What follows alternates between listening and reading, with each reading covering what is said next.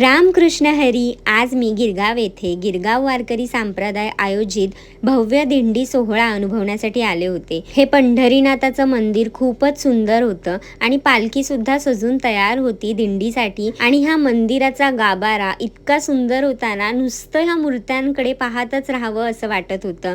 खूपच सुंदर हे मंदिर होतं. आम्ही लवकर पोहोचलो होतो म्हणून मंदिरातली शांतता सुरुवातीला अनुभवता आली आणि मग हळूहळू सर्व पांडुरंगाचे भक्त मंदिरामध्ये जमायला सुरुवात झाली. पालखीची पूजा करून मंदिरामध्ये छान आरतीला सुरुवात झाली होती.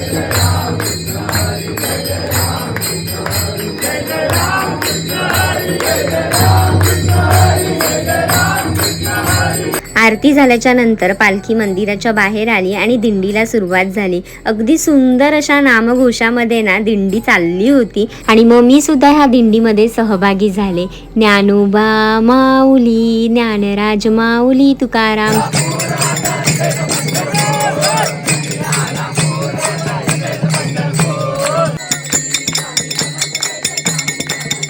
डोक्यावर विठ्ठल रुक्मिणीची मूर्ती किंवा तुळस घेऊन नाचण्याचा आनंद काही वेगळाच असतो ना. आणि मग ह्या दिंडीमध्ये मी छान अशी फुगडी सुद्धा घातली.